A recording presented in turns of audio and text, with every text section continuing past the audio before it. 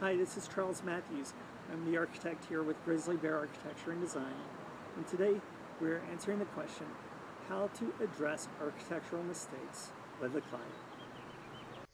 All right, well, today we're looking at answering the question, how to address your architectural mistakes with a client.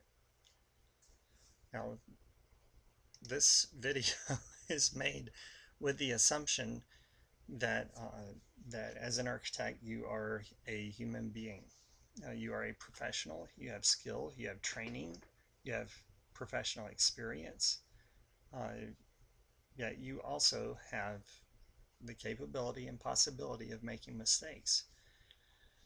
So that being said, uh, it's important to be able to understand how to address those mistakes with a client, okay? And that with a way towards minimizing risk. Risk for the client, risk for people's lives, risk for yourself, risk for the general contractor. And so all this has to do with minimizing risk.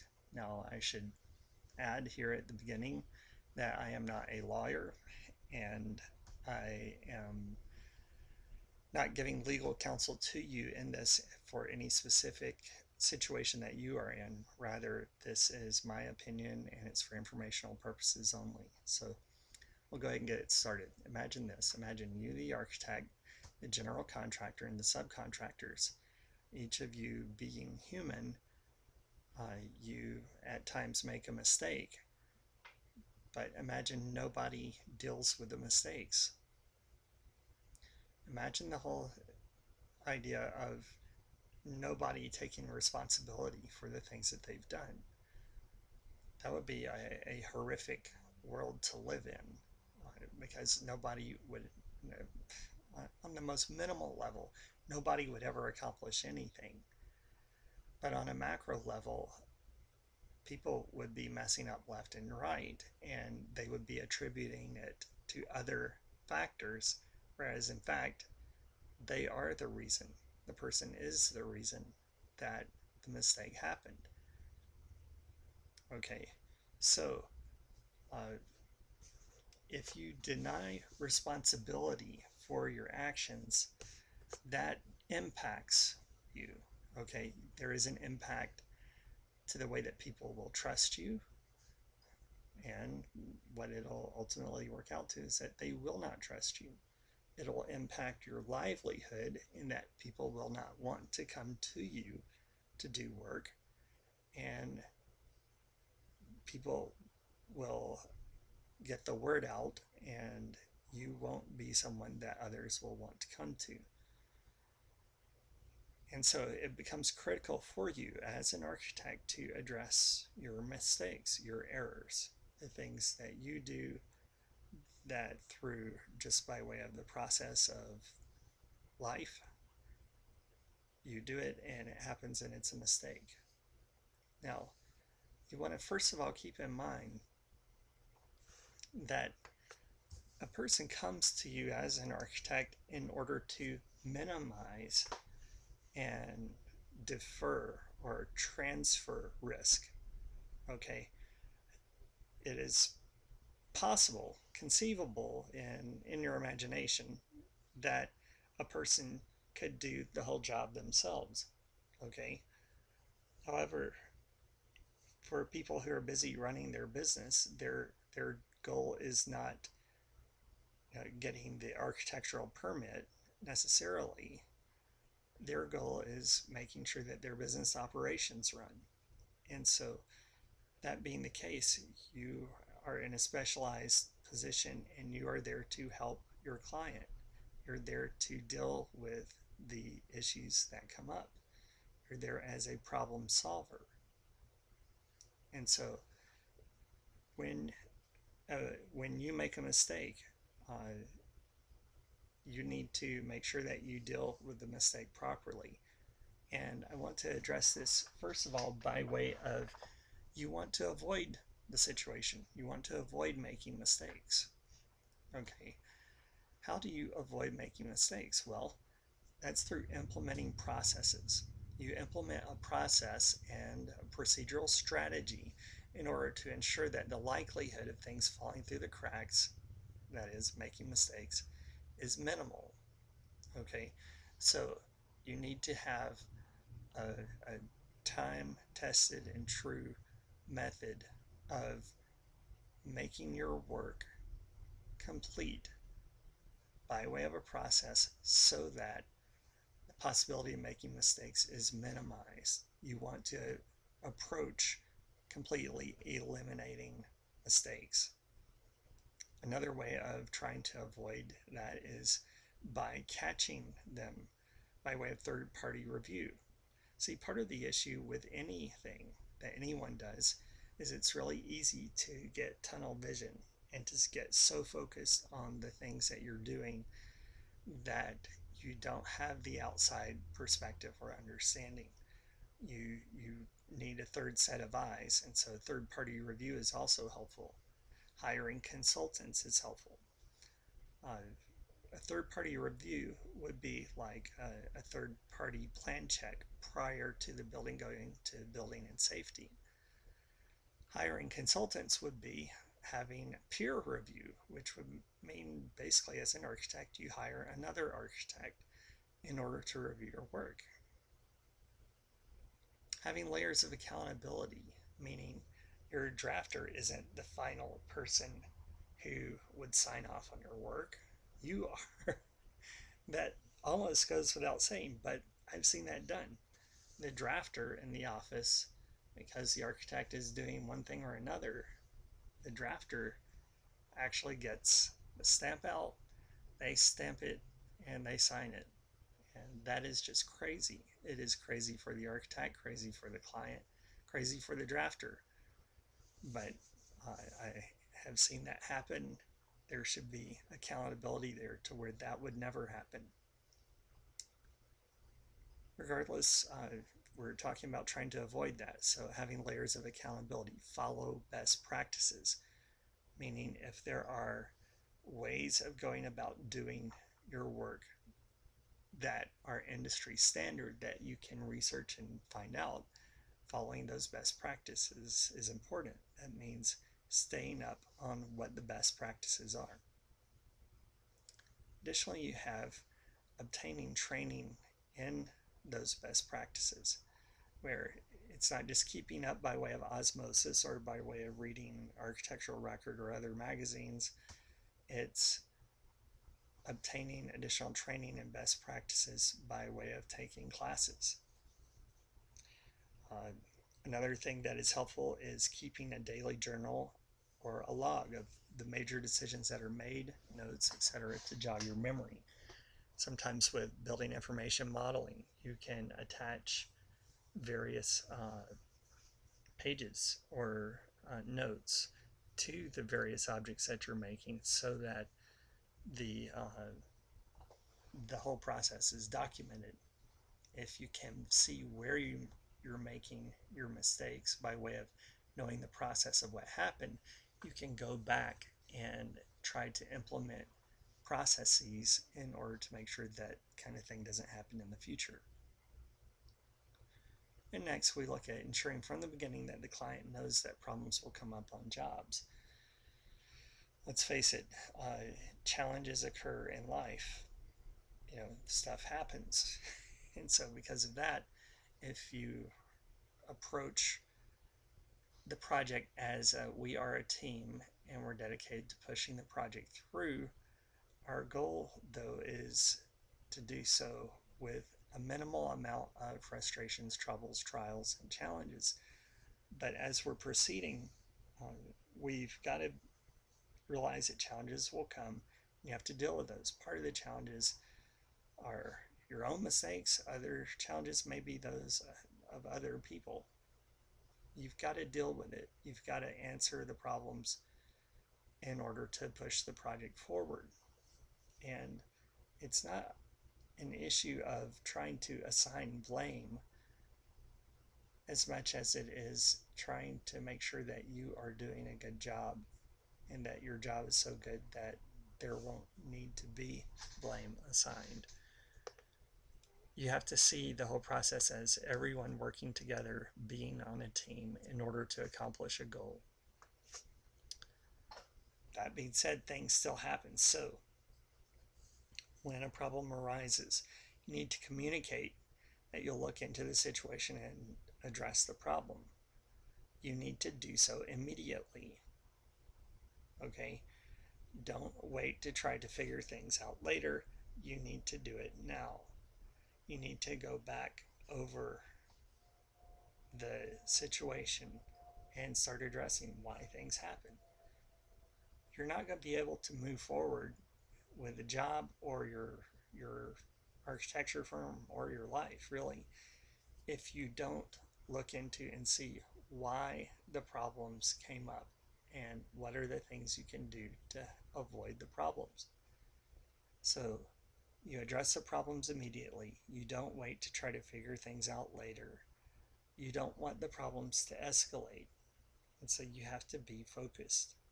You have to be diligent.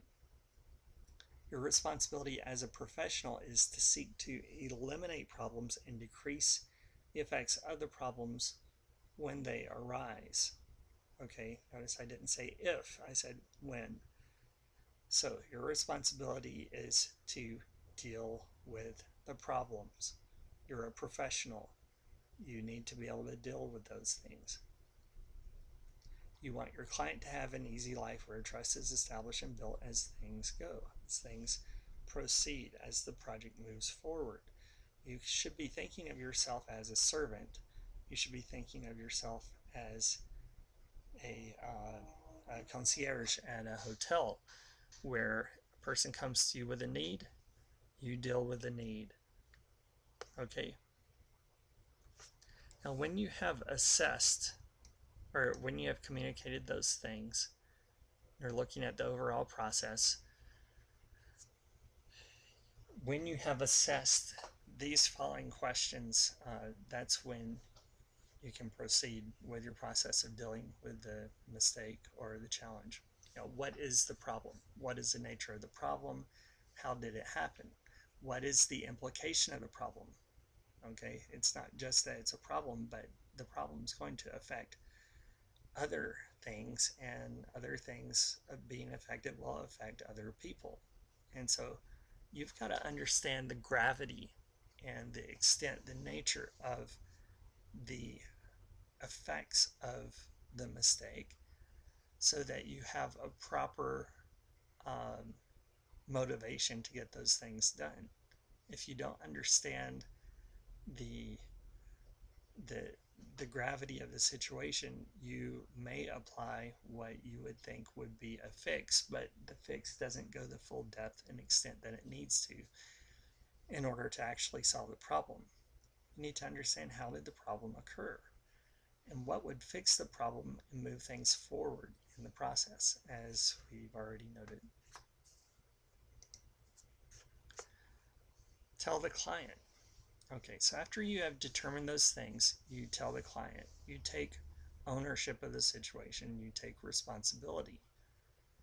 When telling the problem as you have assessed it to be, you also, this is critical, this is super important, you tell the solution. If there are any decisions to be made, propose those decisions to the client. Or if it is something that you can handle, then do so yourself. Okay?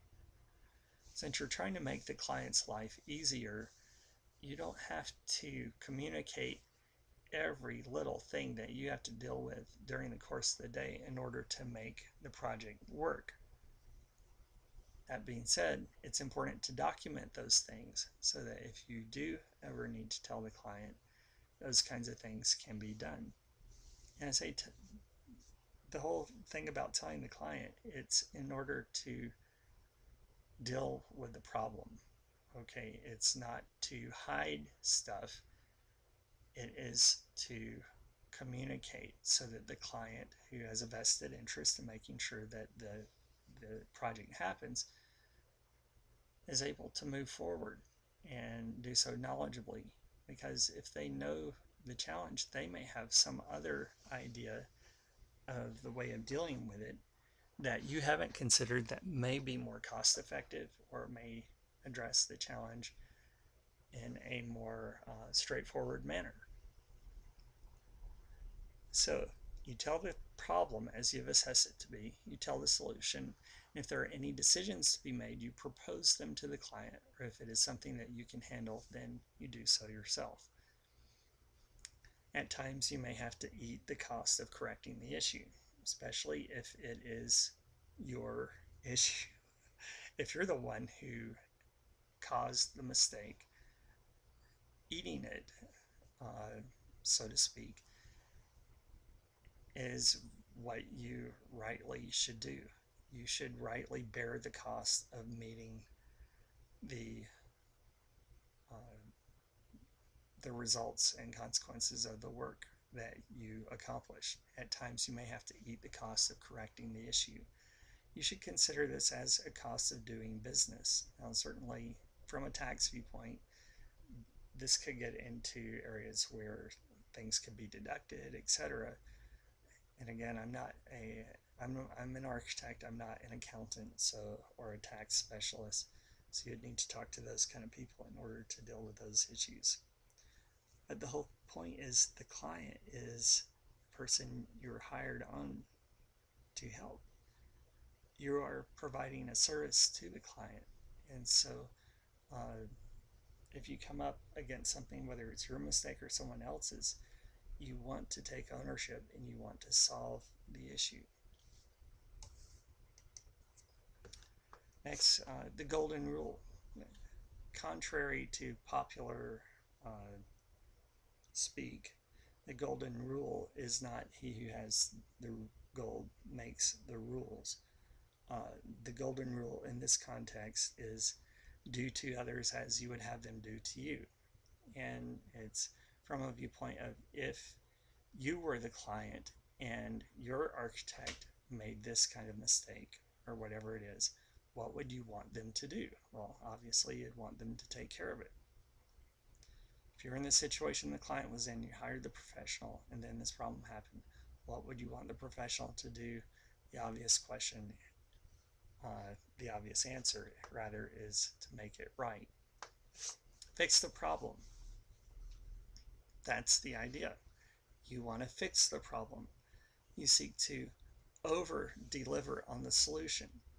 If you're a trustworthy individual, when there is a problem, you will seek to solve the problem. You want to over-deliver on the solution by way of time, money, and design. Okay, so there's a problem. You want to, I don't want to say it from a viewpoint of overcompensating in a way that would mess other things up, but rather you want to make sure that the issue is dealt with, that the problem is addressed. And finally, when the problem is solved, that should go a long way toward reestablishing trust. You should obviously look back and see how the problem happened. You need to assess it. Then you need to institute additional and new policies and procedures to ensure that the thing in question never happens again, based on everything that you know. And obviously, more challenges will happen, but that's part of the whole process of not just doing business, but also living life. You're going to encounter challenges along the way. It's just, are you honest to deal with it straight up, or are you a coward and you want to run and hide? And so it's pretty strong words, but I think if you are honest, if you're courageous, if you're bold, and you are trustworthy, you'll be able to get to a solution to the challenge that is most viable for you and for your client in the long run.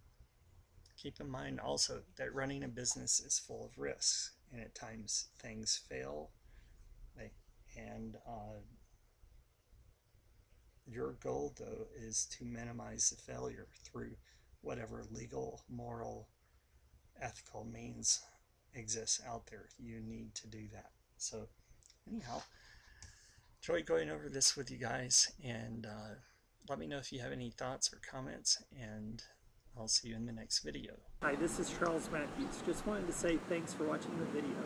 If you have any thoughts or comments, feel free to leave those below. Visit our website at grizzlybeararchitecture.com. This video is one in a series of videos that address various issues surrounding architecture and our practice of architecture and grizzly bear architecture. And if you have any thoughts or comments, I'd really appreciate those. Thanks.